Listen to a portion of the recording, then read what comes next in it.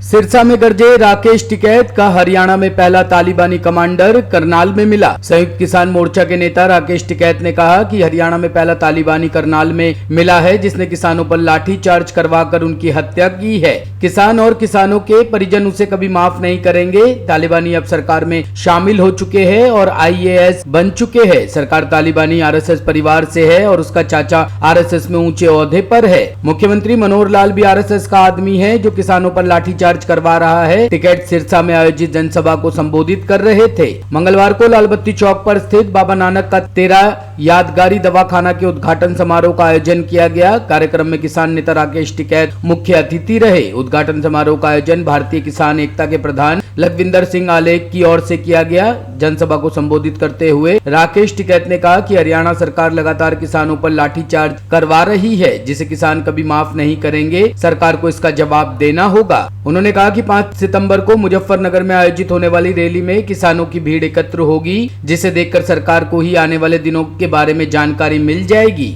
अब किसानों की ओर से मिशन देश चलाया जाएगा। इस मौके पर किसान नेता मैक्स साहूवाल, गुरप्रीत सिंह, मनदीप नथवान, बलदेव सिंह सिरसा, डिम्पी पहलवान, डॉक्टर शोमान, ताई कनेला वाली उपस्थित रहे। 1 जनवरी से देश के प्रधानमंत्री ने कहा कि फसलों के रेट दुगने होंगे। हम जो कणक बेचते हैं उसका भाव 4000 रुपये क्विंटल होगा। जो जीरी बेचते हैं उसका भाव 3800 रुपये क्विंटल होगा। जो हम मूंग बेचते हैं उसका भाव 14000 रुपये क्विंटल होगा। ये देश के प्रधानमंत्री ने कहा। ये कहना पड़ेगा जब उनके लोग आपके बीच में गांव में आएंगे, ये प्रचार करना पड़ेगा कि या तो ये कहो कि देश का प्रधानमंत्री झूठ बोलता था, आप पार्टी छोड़ के किसानी आंदोलन में शामिल हो जाओ, और नहीं होते तो आप गांव छोड़ के जाओ। या तो पार्टी छोड़ो या गांव छोड़ो, एक चीज आपको छोड़नी पड़ेगी। दोनों चीज नहीं चलने की। आप बनो गवर्नर सतपाल सिंह मलिक के जैसे बनो कि पार्टी में रहते हुए जितने भी किसानी आंदोलन के पक्ष में उन्होंने आवाज उठाई, आप बनो कि सतपाल सिंह मलिक ने कहा कि जो खट्टर ने ये आंदोलन पर लाठियां चलाई है, ये गलत करा है, उस अधिकारी के खिलाफ कार्रवाई करनी चाहिए, उस अधिकारी को सस्पेंड डिसमिस करना चाहिए। वो अधिकारी कोई और नहीं है, उस अधिकारी का चाचा RSS में एक बड़े ओहदे पे है। वो RSS की फैमिली से है। जो खट्टर है यहाँ का मुख्यमंत्री, वो भी RSS की फैमिली से है। ये सरकारी तालिबान देश में घुस चुके हैं। ये सरकारी तालिबानों का पहला कमांडर करनाल की जमीन पे मिला है, RSS का बंदा है और IAS अधिकारी बन चुका है। अगर हमको खालिस्तानी कहोगे तो हम आपको सरकारी तालिबानी कहेंगे। ये याद रख लेना, यहाँ की सरकार सरकारी तालिबानों का तमका और आपका कमांडर करनाल के अंदर है। ये किसान उसको कभी माफ नहीं करेगा। उनकी फैमिली, जिनका बच्चा वहां पर शहीद हुआ है, उनका परिवार तुम्हें कभी माफ नहीं करेगा। 302 का मुकदमा और सस्पेंड अगर सरकार ये भी नहीं करती तो उसकी पोस्टिंग करो झारखंड में, उसकी पोस्टिंग करो छत्तीसगढ़ में, नक्सली क्षेत्र में उसकी पोस्टिंग करो।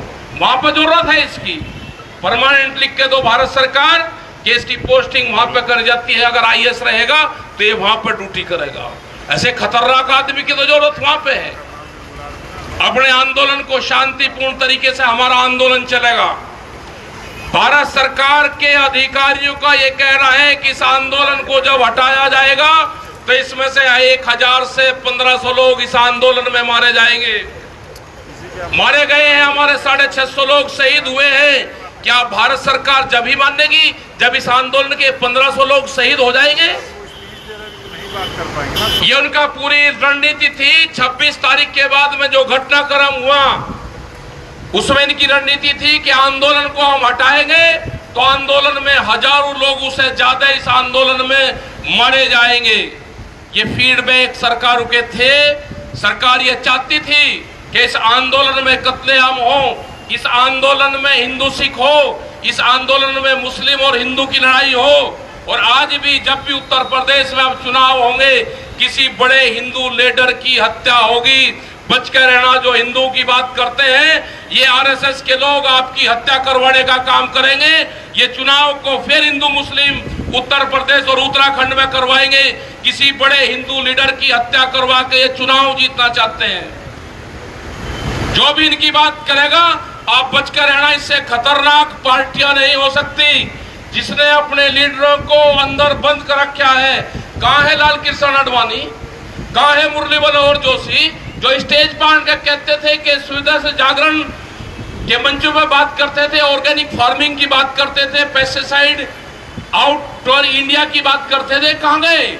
आज उनके घरों पे पुलिस लगा रखी है। उनके घर के अंदर कोई प्रेस के लोग नहीं जा सकते। एक बयान देने की हैसियत उनके बुजुर्गों की नहीं है। उन्हें घर में कैद कर रखे हैं। अंदर जिन्होंने पार्टी बनाई थी, वे घरों के अंदर कैद है। ब्यूरो रिपोर्ट, टीम अजगर भूमि न्यूज।